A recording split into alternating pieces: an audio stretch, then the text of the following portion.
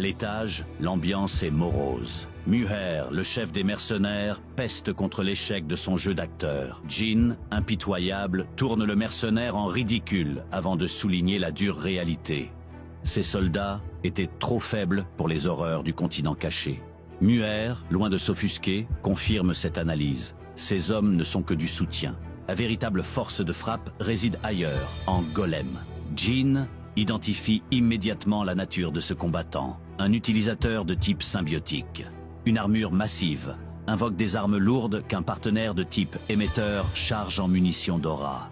Cette symbiose décuple la puissance de feu, permettant à l'escouade, mur de pierre, d'utiliser des armes à feu imprégnées de naines, une stratégie dévastatrice qui leur avait permis de survivre à la guerre civile de Lubo sans la moindre perte. Face au mystère de l'identité du pilote de Golem, Jin se heurta à un mur de silence, confirmant l'aura d'isolement que dégageait l'armure. Mais le véritable conflit n'était pas martial, il était financier. Jin cherche à comprendre pourquoi son offre de payer les mercenaires avait suscité une telle haine. Muher lui explique alors les valeurs de ces hommes. La confiance est le ciment du soldat.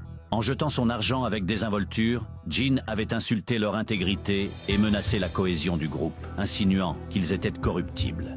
Jin, désarçonné par cette complexité sociale, ne put qu'offrir des excuses maladroites. Ne pouvant reprendre ce qui avait été donné, il proposa de verser les fonds au fonds Norwell, une assurance pour les familles des soldats défunts. Dans un moment de rare